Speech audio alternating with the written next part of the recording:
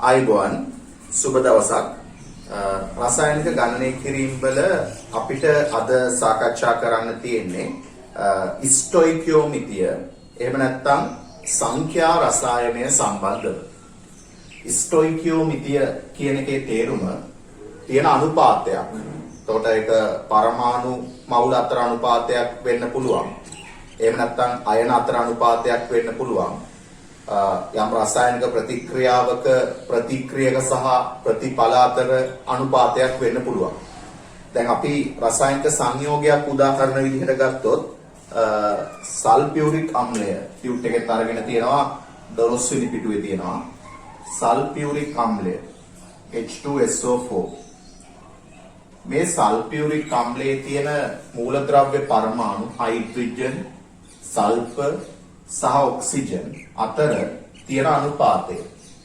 එතකොට අපි ගත්තොත් හයිඩ්‍රජන් පරමාණු මවුල කීයකට සල්ෆර් කීයක් තියෙනවද ඔක්සිජන් පරමාණු මවුල කීයක් තියෙනවද කියලා බැලුවොත් හයිඩ්‍රජන් 2ට සල්ෆර් 1ට ඔක්සිජන් 4යි. එතකොට ඔන්න අනුපාතය තමයි මෙයාගේ සල්ෆියුරික් අම්ලයේ සංඛ්‍යා රසායනය හෙවත් ස්ටොයිකියෝමිතිය කියලා කියන්නේ. අපි ගත්තොත් රසායනික ප්‍රතික්‍රියාවක් අපි බලමු අම්ලයක් සහ භස්මයක් ප්‍රතික්‍රියා කරලා ලවණයක් සහ ජලය සෑදෙන අවස්ථාව.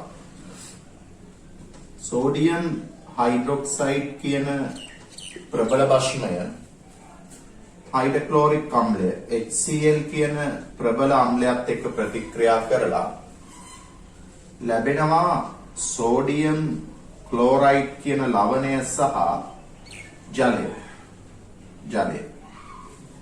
දැන් බැලුවොත් මෙතන සෝඩියම් 1යි, මෙතන 1යි, ඔක්සිජන් 1යි, මෙතන 1යි, හයිඩ්‍රජන් 2යි, මෙතන 2යි, හයිඩ්‍රජන් මෙතන 2යි, මෙතන 2යි, Cl මෙතන 1යි, 1යි. එතකොට මේක අතර බලන්න තුලිතයි මූලද්‍රව්‍ය පරමාණු සංඛ්‍යා තුලිතයි ප්‍රතික්‍රියක පැත්තේ ප්‍රතිඵල පැත්තේ. මෙතන ප්‍රතික්‍රියා කරපු මවුල අනුපාතය 1ට 1යි. ලැබුණු ඵල අනුපාතයක් 1ට 1යි. එතකොට මෙන්න මේක ස්ටොයිකියෝමිතිය ප්‍රතික්‍රියක අතර ස්ටොයිකියෝමිතිය 1ට 1යි ප්‍රතිඵල අතර ස්ටොයිකියෝමිතියත් 1ට 1යි. එතකොට ඒ වගේ රසායනික ප්‍රතික්‍රියාවක ප්‍රතික්‍රියක සහ ප්‍රතිඵල අතර අනුපාත ගන්න පුළුවන් අපිට. ප්‍රතික්‍රියක ප්‍රතික්‍රියා කරපු අනුපාතය කීයද? ප්‍රතිඵල ලැබුණු අනුපාතය කීයද? එතකොට ඒක අපිට ගන්න පුළුවන් මේකේ සංඛ්‍යා රසායනයේ හෙවත් ස්ටොයිකියෝමිතිය කියලා. අපි සංයෝගවල ස්ටොයිකියෝමිතිය එහෙම නැත්නම් සංයෝගයක සූත්‍රය කියන එක ප්‍රකාශ කරන්න කිව්වොත් සංයෝගයක සූත්‍රය ප්‍රකාශ කරන්න පුළුවන් විවිධ විදි තියෙනවා. සංයෝගයක සූත්‍රය ප්‍රකාශ කරන්න පුළුවන් විවිධ විදි තියෙනවා. එකක් අනුක සූත්‍රය කියලා ප්‍රකාශ කරනවා. අනුක සූත්‍රය. තව විදිහක් තියෙනවා ආනුභවික සූත්‍රය. ආනුභවික සූත්‍රය. ආනුභවික සූත්‍රය. තව විදිහක් තියෙනවා ව්‍යුහ සූත්‍රය. ව්‍යුහ සූත්‍රය. එතකොට අපි බැලුවොත් උදාහරණයක් විදිහට අපි ගමු CH3COOH.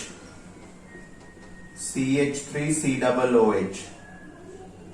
CH3COOH කියලා කියන්නේ ඇසිටික් අම්ලය. මේ ඇසිටික් අම්ලයේ අනුක සූත්‍රය ලියන්න කියලා කිව්වොත් අනුභවික සූත්‍රය ලියන්න කියලා කිව්වොත් සහ ව්‍යුහ සූත්‍රය ලියන්න කියලා කිව්වොත් අපි කොහොමද ලියන්නේ? අනුක සූත්‍රය කියලා කියන්නේ මෙයාගේ තියෙන මූලද්‍රව්‍ය පරමාණු සංඛ්‍යාව නියමාකාරයෙන් දක්වන සූත්‍රය. එතකොට බලන්න මේ ඇසිටික් අම්ලයේ කාබන් තියෙනවා මූලද්‍රව්‍ය පරමාණු දෙකක්. ඒ හින්දා අපි C2 කියලා ලියනවා. හයිඩ්‍රජන් තියෙනවා 4ක්. ඒ හින්දා H4 කියලා ලියනවා. ඒ වගේම ඔක්සිජන් තියෙනවා 2ක්. ඒ හින්දා අපි O2 කියලා ලියනවා. දැන් එතකොට අනුක සූත්‍රය කියන්නේ මේක අර්ථ දක්වලා තියෙනවා සංයෝගයේ අඩංගු එක් පරමාණු සංඛ්‍යා නිවැරදිව දක්වන සූත්‍රය අනුක සූත්‍රය ලෙස හැඳින්වෙනවා. ආනුභවික සූත්‍රය කියලා කියන්නේ මෙයාගේ තියෙන මූලද්‍රව්‍ය පරමාණු අතර තියෙන සරලම අනුපාතයෙන් අපි දක්වන එක. දැන් මෙතන කාබන් 2ට හයිඩ්‍රජන් 4ට ඔක්සිජන් 2යි කියන්නේ මේක තවත් සරල කරන්න පුළුවන් කාබන් 1ට හයිඩ්‍රජන් 2ට ඔක්සිජන් 1යි. 2ට 4ට 2යි කියන එක දෙකෙන් බෙදලා මම ලිව්වා 1ට 2ට 1යි කියලා. 1ට 2ට 1යි. එතකොට මේක පූර්ණ ගුණාකාරයෙන් විදිහට තවත් කුඩා කරන්න බෑ. එතකොට එහෙනම් ආනුභවික සූත්‍රය කියන්නේ මොකක්ද කියලා අර්ථ දක්වලා කියනවා සංයෝගයක අඩංගු පරමාණු සංඛ්‍යා අතර පූර්ණ සංඛ්‍යාත්මක සරල අනුපාතය දක්වන සූත්‍රය ආනුභවික සූත්‍රය ලෙස හැඳින්වේ. අනිත් එක හැම වෙලාවෙම මේ අනුක සූත්‍රයේ තියෙන පරමාණු අතර අනුපාතය යම්කිසි අගයකින් බෙදිලා තමයි ආනුභවික සූත්‍රය එන්නේ. දැන් මෙතන තිබුණු අනුපාතය 2ට 4ට 2යි. එතකොට මේ හැම අනුපාතයක්ම දෙකෙන් බෙදුණා. දෙකෙන් බෙදුනහම තමයි මේ එකට මෙතන ආපු එකට 2ට 1යි කියන අනුපාතය ආවේ. එහෙනම් ආනුභවික සූත්‍රය දෙකෙන් වැඩි කරොත් අනුක සූත්‍රයට සමාන වෙන්න ඕන. එහෙනම් හැම වෙලාවෙම ආනුභවික සූත්‍රය යම්කිසි ගුණාකාරයකින් වැඩි කරොත් ඒ ගුණාකාරයෙන් වැඩි කරාම එනවා අපිට අනුක සූත්‍රය. දැන් මෙතන මෙයාගේ දෙකෙන් වැඩි කරොත් අනුක සූත්‍රය එනවා. සමහර වෙලාවට වෙනත් අගයක් වෙන්න පුළුවන්. n කියන එක දෙකම වෙන්න ඕනේ නැහැ. සමහර වෙලාවට n කියන එක 1 වෙන්නත් පුළුවන්, 2 වෙන්නත් පුළුවන්, 3 වෙන්නත් පුළුවන්, වෙනත් සංඛ්‍යාවක් වෙන්නත් පුළුවන්. දැන් උදාහරණයක් විදිහට අපි මේ ෆෝමැල්ඩිහයිඩ් කියන එක ගත්තා නම් ෆෝමැල්ඩිහයිඩ් වල අනුක සූත්‍රය වෙන්නේ CH2O. CH2O තමයි ෆෝමැල්ඩිහයිඩ් වල අනුක සූත්‍රය. එතකොට මේකේ අනුභවික සූත්‍රය ලියන්න කිව්වනම් ෆෝමැල්ඩිහයිඩ් වල ආනුභවික සූත්‍රය තවත් කුඩා කරන්න බෑනේ. 1ට 2ට 1යි නේ තියෙන්නේ. එහෙනම් ආනුභවික සූත්‍රය ලියන්න වෙන්නේ CH2O කියලා. එහෙනම් මෙතන බලන්න ඔය ආනුභවික සූත්‍රයේ වාරයක් n කියන එක සමානයි අනුක සූත්‍රය කියලා අපි ගත්තහම මෙතන n වලගේ එන්නේ 1යි. ආනුභවික සූත්‍රය අනුක සූත්‍රය දෙකම එකක් වෙලා. එතකොට මෙතන n සමානයි 1යි. මෙතන n සමානයි 2යි.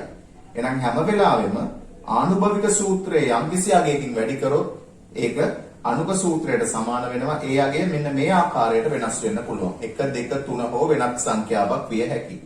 හරි. අපි දැන් එතකොට ආනුභවික සූත්‍රය සහ අනුක සූත්‍රය සම්බන්ධව දන්නවා. ඊළඟට තියෙනවා ව්‍යුහ සූත්‍රය කියලා එකක්. ව්‍යුහ සූත්‍රය කියලා කියන්නේ මෙයාගේ සංයෝගයක අඩංගු පරමාණු අතර බන්ධන ව්‍යුහය. ඒ කියන්නේ දැන් අනුක සූත්‍රයෙන්වත් අනුභවික සූත්‍රයෙන්වත් මේකේ කොහොමද බන්ධන තියෙන්නේ කියලා පේන්නේ නැහැ.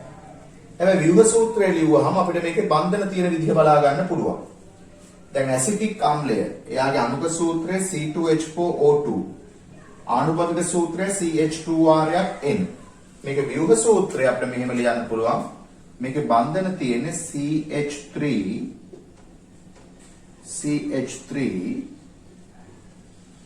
COOH C දිත්ව බන්ධන OH. අන්න බලන්න. දැන් මේක මේ බන්ධන තියෙන විදිහ ව්‍යුහ සූත්‍රයෙන් මිසක් මේ දෙකෙන්ම නිරූපණය වුණේ නැහැ. ආන්න එහෙනම් මේ දෙකට වඩා මේකේ වෙනස පැහැදිලි වෙනවා. අපි ගත්තොත් මේ ෆෝමැල්ඩිහයිඩ් CH2O වල තියෙන්නේ මෙන්න මෙහෙම. ව්‍යුහ සූත්‍රය මෙන්න මේ ආකාරයට තියෙනවා. හරි.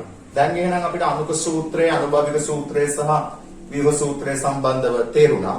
ඔතන වගුවක් තියෙනවා ටියුට් එකේ 13 වෙනි පිටුවේ. එතකොට ඔයාලට ඔක උදාහරණ මේ දෙක සම්පූර්ණ කරගන්න පුළුවන් වගුවේ. ඕන අපි තව එක උදාහරණයක් බලමු තවදුරටත් පැහැදිලි කරගන්න. අපි සල්ෆියුරික් අම්ලය අපි ගත්ත කියලා හිතමු H2SO4. H2SO4 sulphuric අම්ලය. එතකොට සල්ෆියුරික් අම්ලයේ අනුක සූත්‍රය ලියන්න පුළුවන් මෙතන. යට ඉඳ නැති ඉඳන් උඩින් ලියන්නේ. ඔයගොල්ලන්ට එක යට එක ලියා ගන්න පුළුවන් H2SO4. එතකොට මේකේ ආනුභවික සූත්‍රය තවත් කුඩා කරන්න බෑ. මෙතන සල්ෆර් 1යි, හයිඩ්‍රජන් 2යි, ඔක්සිජන් 4යි. එහෙනම් ආනුභවික සූත්‍රය ලියන්න වෙන්නේ H2SO4. එතකොට මේක වාරයක් 1 කියන එක තමයි අනුක සූත්‍රයට සමාන වෙන්නේ. එතකොට ව්‍යුහ සූත්‍රය අඳිනකොට අපිට අඳින්න පුළුවන් මේකේ බන්ධන කොහොමද තියෙන්නේ කියලා. අපි දන්නවා සල්ෆියුරික් අම්ලයේ තියෙන S ද්විත්ව බන්ධන SO ද්විත්ව බන්ධන දෙකක් සහ OH බන්ධන දෙකක් චතුස්තලීය අණුවක් විදිහට තියෙනවා. එහෙනම් ඔන්න ඔය විදිහට අපිට ඒකේ ව්‍යුහ සූත්‍රය නිරූපණය කරන්න පුළුවන්. හරි. දැන් එහෙනම් අපිට අණුක සූත්‍රය, අනුභවික සූත්‍රය, ව්‍යුහ සූත්‍රය සහ ස්ටොයිකියෝමිතිය සම්බන්ධව යම් දැනුමක් තියෙනවා. අපි බලමු ඒක භාවිතා කරලා කොහොමද මේ ටියුට් එකේ 13 වෙනි පිටුවේ තියෙන ආදර්ශ ගැටලු විසඳන්නේ කියලා.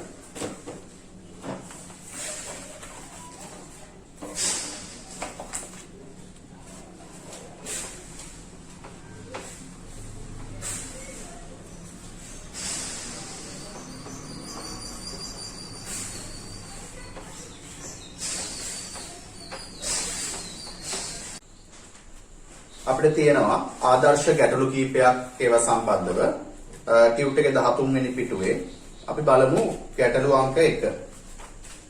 ගැටලු අංක 1. මේක කියනවා සල්ෆර් හා ඔක්සිජන් පමණක් ඇති සංයෝගයක බර අණුව 60%ක් ඔක්සිජන් අඩංගු වෙනවා. එතකොට සල්ෆර් හා ඔක්සිජන් විතරයි මේකේ තියෙන්නේ. අපි දන්නා මේ දෙන්නගේ තියෙන අනුපාතය මොකක්ද කියලා. අපි හිතමු මේකේ සල්ෆර් සිම්පල් A පරමාණු මවුල ගණනක් තියෙනවා නම් ඔක්සිජන් සිම්පල් B පරමාණු මවුල ගණනක් ඇති කියලා. අපි දන්නේ නැති හින්දායි අනුපාතය. සල්ෆර් හා ඔක්සිජන් පමණක් ඇති සංයෝගයක බර අණුව 60%ක් ඔක්සිජන් අඩංගු වෙනවා. මේකේ ඔක්සිජන් තියෙනවා 60%ක්. ඔක්සිජන් 60%යි. එහෙනම් මේ දෙන්න විතරක් තියෙන හින්දා සල්ෆර් තියෙන්න ඕන 132ක්. 140ක්. ඔක්සිජන් 60%යි නම් සම්පූර්ණ 100ක් හින්දා සල්ෆර් තියෙන්න ඕන 140ක්. දැන් ඔන්න ඕක තමයි දෙන දත්තයෙන් අපිට පේන්නේ. අපි හිතුවොත් මෙතන මෙයාගේ ග්‍රෑම් 100ක් තියෙනවා කියලා ග්‍රෑම් 100ක් තියෙනවා කියලා හිතුවොත් ඒකෙන් 140ක් මෙයා තියෙනවා.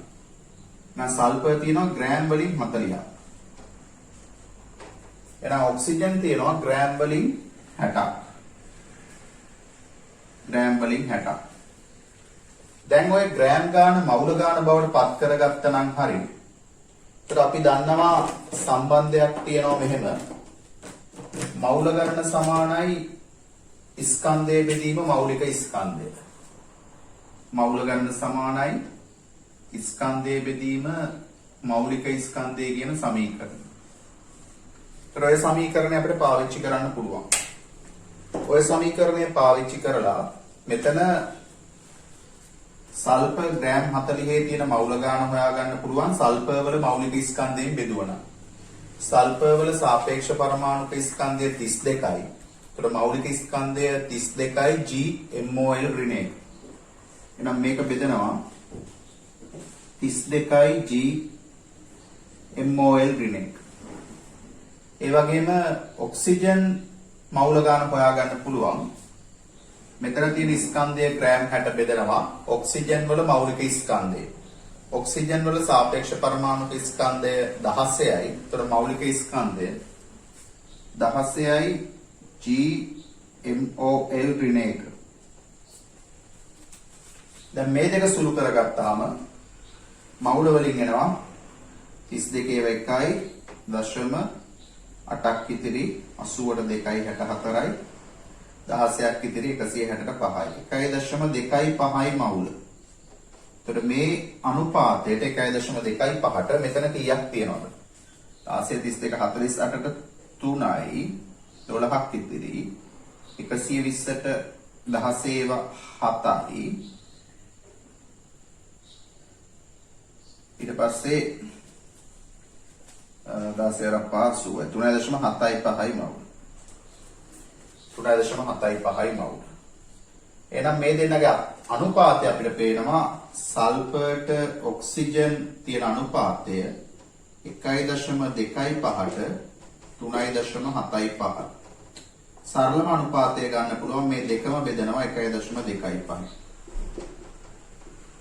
එතකොට එනවා අනුපාතය 1ට 3යි. එනම් මේකේ ආනුභාවික සූත්‍රය අපිට ගන්න පුළුවන්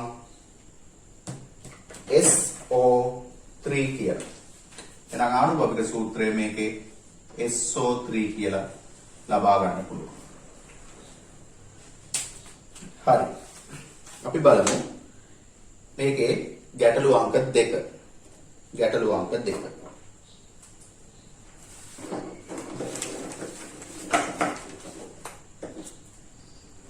ඒකින කාබන් හයිඩ්‍රජන් හා ඔක්සිජන් පමණක් අඩංගු සංයෝගයක කාබන්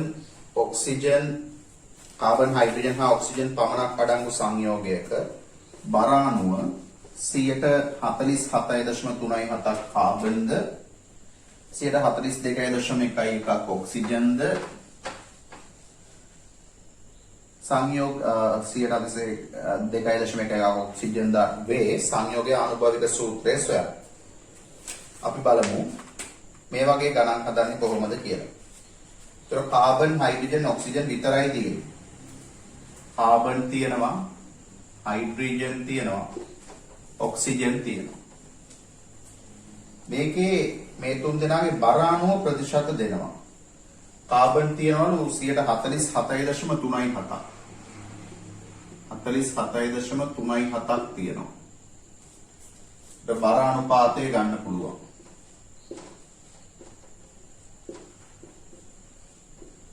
බර අනුපාතය 47.37ක් කාබන් 42.11ක් ඔක්සිජන්. ඔක්සිජන් තියෙනවා 42.11ක්. දැන් ගැටලුව තියෙන්නේ අපිට ආනුභවික සූත්‍රය අහන්නේ හයිඩ්‍රජන් කොච්චර තියනවද කියලා නැහැ. හැබැයි මේ තුන් දෙනා විතරක් නම් ඉන්නේ මේ තුන් දෙනාගේ බර අනුපාත තුනේ එකතුව 100ක් වෙන්න ඕන. ඒතර මෙයාගේ ගන්නවා නම් 100න් මේ දෙක එකතුව අඩු කරාම හයිඩ්‍රජන් ගන්න එනවා.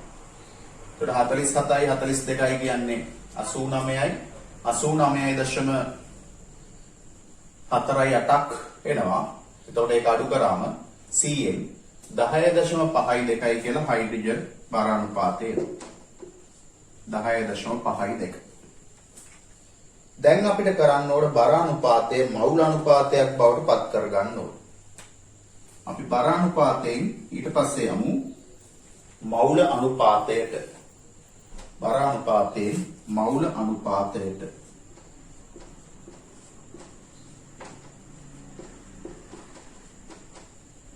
එහෙනම් අර කලින් කර වැඩේම තමයි කරන්නේ ස්කන්ධයේ බෙදනවා මෞලික ස්කන්ධය.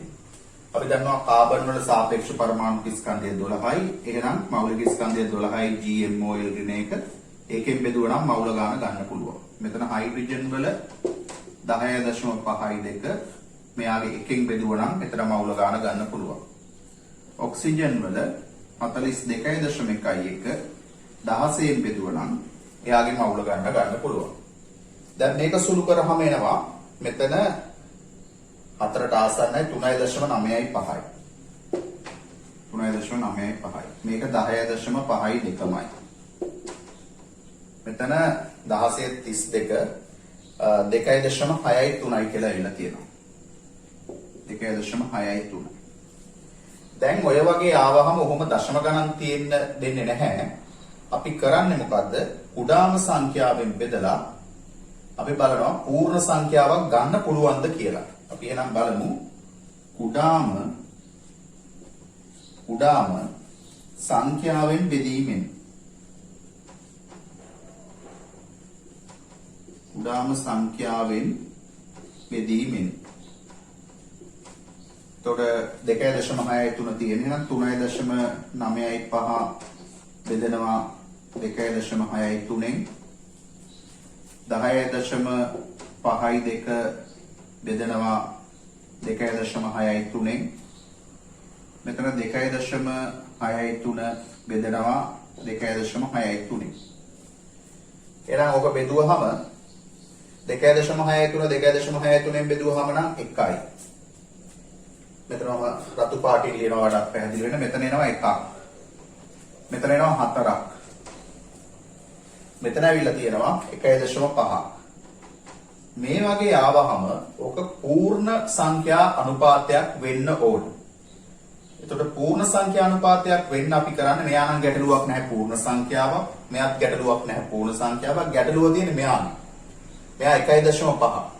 එතකොට 0.5 වගේ සංඛ්‍යාවක් එක්ක ආවොත් පූර්ණ සංඛ්‍යාවක් එන විදිහට අපි කරන්නේ මේ ඔක්කොම දෙකෙන් වැඩි කරනවා. හදිසියෙ මෙතන ආව නම් 1.33 වගේ ගාණක් 0.33 පූර්ණ සංඛ්‍යාවක් වෙන්නේ 3ෙන් වැඩි කරොත්නේ. එහෙනම් අපි 3ෙන් වැඩි කරන්න ඕනේ. 1.25 වගේ ගාණක් ආව නම් අපි 4ෙන් වැඩි කරන්න ඕනේ. 1.66 වගේ ගාණක් ආව නම් 3ෙන් වැඩි කරන්න ඕනේ. ඒ කියන්නේ අපි ඒක බලලා පූර්ණ සංඛ්‍යාත්මක අනුපාතයක් එන විදිහට මේක වැඩි කරනවා සම්පූර්ණ ඒ ආපු පිළිතුරු සියල්ල. එහෙනම් අපි මෙතන ඉඩමදි හින්දා මම උඩින් ලියනවා මේක වැඩි කරනවා මම දෙකෙන් වැඩි කරාම මෙතන 3යි මෙතන 8යි මෙතන 2යි.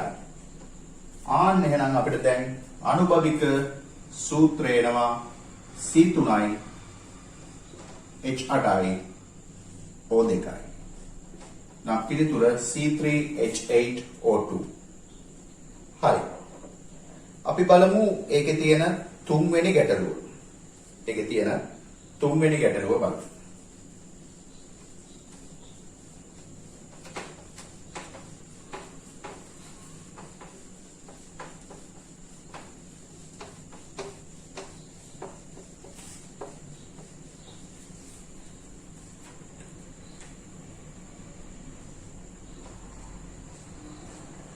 ඒක කියන්නේ මේමයි අකාබනික සංයෝගයක අණුක ස්කන්ධය ග්‍රෑම් 134ක් වේ.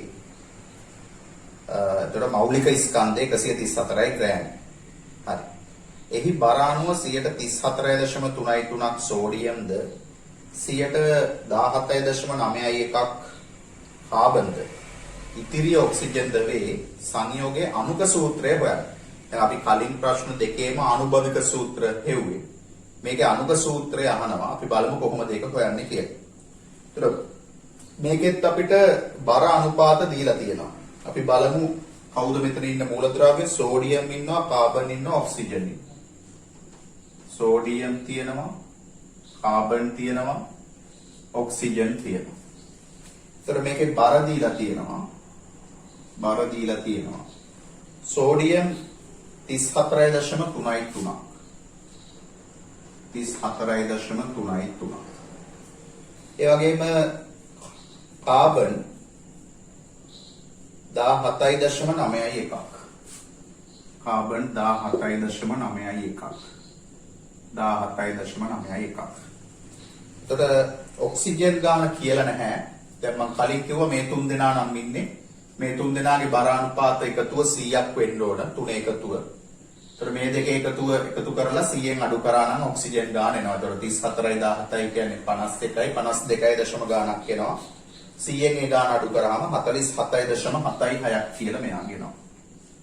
47.76යි. හරි. එහෙනම් අපි දැන් බර අනුපාතය ගත්තා. අපි දැන් මේක පත් කරමු මෞල අනුපාතයේ බවට. මෞල අනුපාතයේ බවට.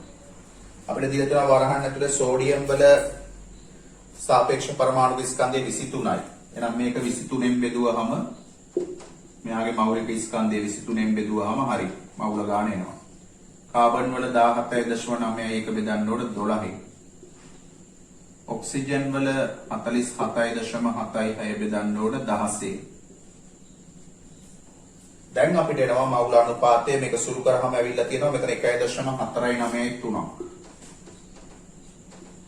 ඒ වගේම කාබන් වල ඇවිල්ලා තියෙන 1.493ක්.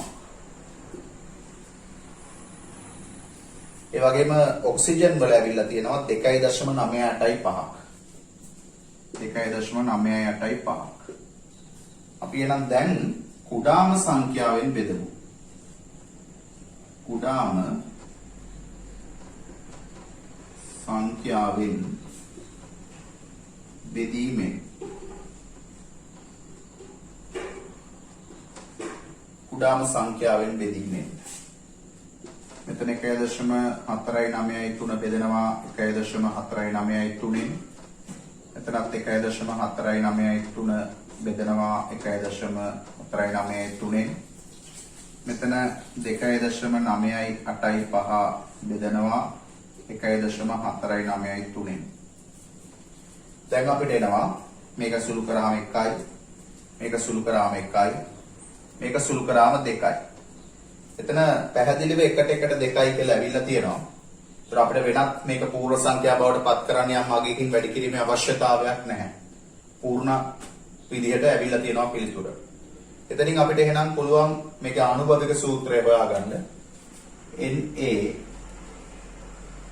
CO2 ඔක තමයි ආනුභාවික සූත්‍රය.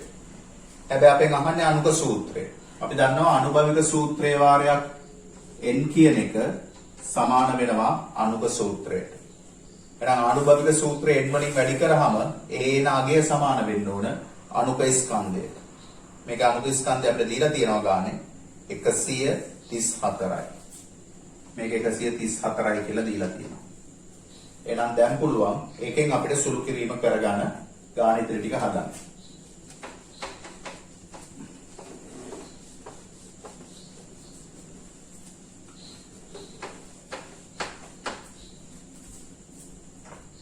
නම් මෙතන සෝඩියම් 23යි, කාබන් 12යි, 35යි.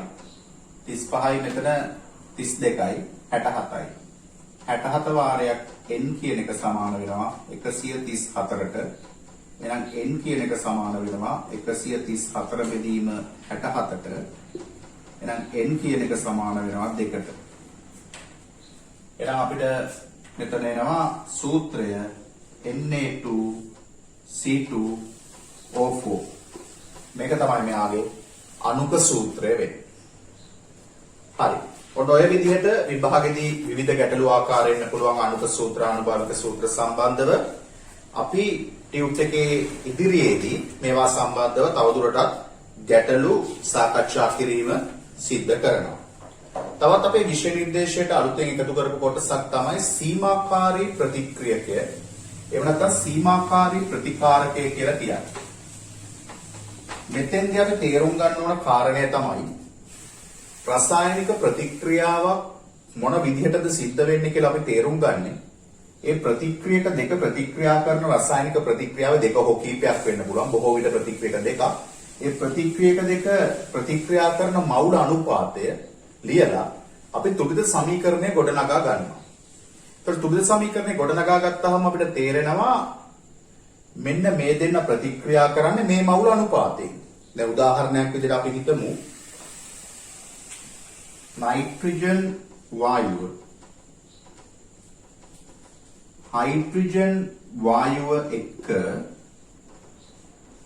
ප්‍රතික්‍රියා කරලා ඇමෝනියා වායුව ලබා දෙන ප්‍රතික්‍රියාව.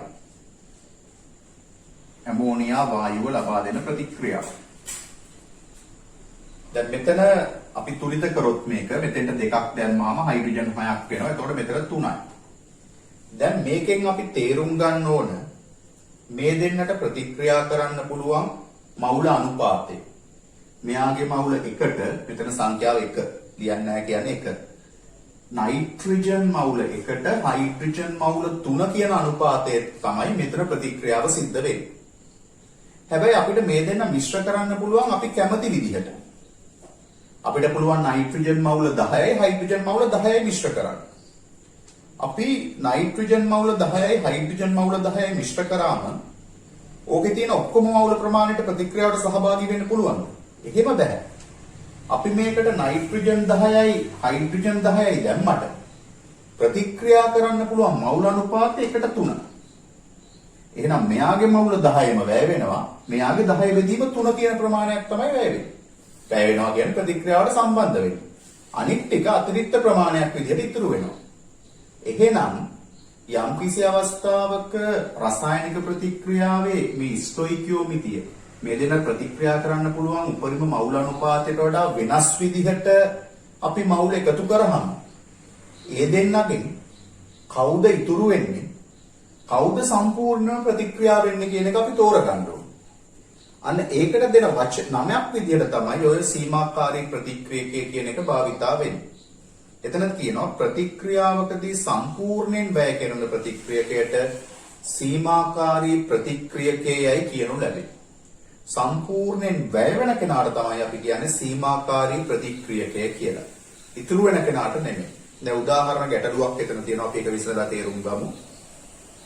නයිට්‍රජන් මවුල 3කින් හා හයිඩ්‍රජන් මවුල 6කින් කොපමණ ඇමෝනියා මවුල ප්‍රමාණයක් නිපදවාගත හැකිද? එතකොට ආරම්භක ප්‍රමාණ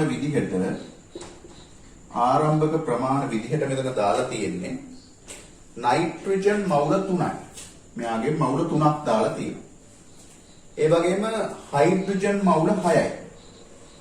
මෙයාගේ මවුල 6ක් දාලා තියෙනවා. දාලා අපෙන් අහනවා මෙතන කොච්චර ඇමෝනියා මවුල ප්‍රමාණයක් නිපදවෙනවද කියලා. අපි බලමු ආරම්භක ප්‍රමාණය මේක මේ දෙන්නගේ කොහොමද ප්‍රතික්‍රියා වෙන්නේ කියලා. ප්‍රතික්‍රියා ප්‍රමාණය. අපිට තේරෙනවා ප්‍රතික්‍රියා කරන්න පුළුවන් අනුපාතය 1:3යි. දාලා තියෙනවා 3ට 6ක්. දැන් මෙයාගේ 3ම ප්‍රතික්‍රියා කරන්න නම් මේ වගේ 3 ගුණයක් හයිඩ්‍රජන් තියෙන්න ඕන. මෙයාගේ 3ටම ප්‍රතික්‍රියාවට සම්බන්ධ වෙන්න තිබුණා හයිඩ්‍රජන් මවුල 9ක් තිබුණා. හයිඩ්‍රජන් මවුල 9ක් නැහැ තියෙන්නේ 6යි. එහෙනම් මෙයාට ඕන විදිහට තමයි ප්‍රතික්‍රියාව සිද්ධ වෙන්නේ. මෙයාගේ මවුල 6ම ප්‍රතික්‍රියා කරනවා 3ට 1 අනුපාතය කියන්නේ 6ට 2. එහෙනම් මෙයාගේ මවුල 2යි ප්‍රතික්‍රියා වෙන්නේ. ඒතර මෙයාගේ මවුල 2යි ප්‍රතික්‍රියා වෙන්නේ. එහෙනම් ඉතිරි ප්‍රමාණ එහෙම නැත්නම් අවසන් ප්‍රමාණ කියලා අපිට ගන්න පුළුවන්. අවසන් ප්‍රමාණ කියලා ගත්තොත් මෙතන 3ක් තිබුණා 2ක් ප්‍රතික්‍රියා වුණා 1ක් ඉතුරු වෙනවා. මෙයාගේ 6ක් තිබුණා 6ක් ප්‍රතික්‍රියා වුණා මොකුත් ඉතුරු වෙන්නේ නැහැ. මේ දෙන්න 1:3 අනුපාතයට ප්‍රතික්‍රියා කරලා මෙයා 2ක් හදනවා. එහෙනම් 2:6 අනුපාතයට ප්‍රතික්‍රියා කරා නම් ඇමෝනියාත් මවුල 2ක් හැදෙන්න ඕන. එහෙනම් අපිට තේරෙනවා මොකද්ද මෙතන සිද්ධ වුනේ කියලා. සම්පූර්ණයෙන් වැය වෙච්ච එක හයිඩ්‍රජන්. එතකොට හයිඩ්‍රජන් මවුල 6ම වැය වුණා. එතකොට හයිඩ්‍රජන් මවුල 6ක් වැය වුණා.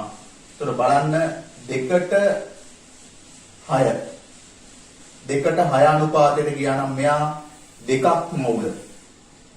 මවුල නෙමෙයි එතන 2 මෙතන තියෙන සංඛ්‍යාව. එතකොට මෙයා 1ක් මෙයා 3ක් එක්ක ප්‍රතික්‍රියා කරා නම් මෙයා 2ක් හැදෙනවා. බලන්න මෙයා 2ක් මෙයා 6ක් එක්ක ප්‍රතික්‍රියා කරලා තියෙන්නේ. එහෙනම් මේක ලැබෙන්න ඕන මේ වගේ දෙගුණයක්. ඒක හරියට තේරුම් ගන්න. දැන් මෙයාගේ මවුල 1යි මෙයාගේ මවුල 3යි ප්‍රතික්‍රියා කරා නම් මෙයා ලැබෙන්නේ මවුල 2යි. දැන් ප්‍රතික්‍රියා කරලා තියෙන මෙයාගේ වගේ දෙගුණයක් 2ක් ප්‍රතික්‍රියා කරලා තියෙනවා. මෙයාගෙත් ඒ වගේ දෙගුණයක් 6ක් ප්‍රතික්‍රියා කරලා තියෙනවා. එහෙනම් මෙයාගෙත් මේ වගේ දෙගුණයක් හැදෙන්න ඕන. දෙවරක් 2 4ක් හැදෙන්න ඕන. එහෙනම් අපිට පැහැදිලි මෙතන සීමාකාරී ප්‍රතික්‍රියකයේ විදිහට ක්‍රියාත්මක වෙන්නේ මෙයා. සම්පූර්ණයෙන් වැය වෙන්නේ මෙයා. ඉතුරු එක මෙයාගේ හැදෙනවා මෙයා 4ක්. එහෙනම් මේක අපි ප්‍රශ්නය අහන්නේ නයිට්‍රජන් මවුල 3කින් හයිඩ්‍රජන් මවුල 6කින් කොපමණ ඇමෝනියා මවුල ප්‍රමාණයක් නිපදවාගත හැකිද? පිළිතුර වෙන්න ඕන ඇමෝනියා මවුල 2 වැඩි කිරීම 2 ඇමෝනියා මවුල 4ක්. ඇමෝනියා ස්කන්ධය අහුවනම් අපිට පුළුවන් මේ මවුල ගණන ඇමෝනියා වල මෞලික ස්කන්ධය 17යි 17න් වැඩි කරාම ග්‍රෑම් වලින් කොච්චර එනවද කියලා හොයාගන්න. දැන් අපිට නව විභාග ප්‍රශ්න රටාව යටතේ මේ වචනේ භාවිතා වෙන බහුවර්ණ ප්‍රශ්න මෑතක බහුවර්ණ පේපර්ස් වල ලැබිලා තියෙනවා. අපි විභාග ප්‍රශ්න සාකච්ඡාවේදී ඒක සම්බන්ධව අවධානය යොමු කරමු.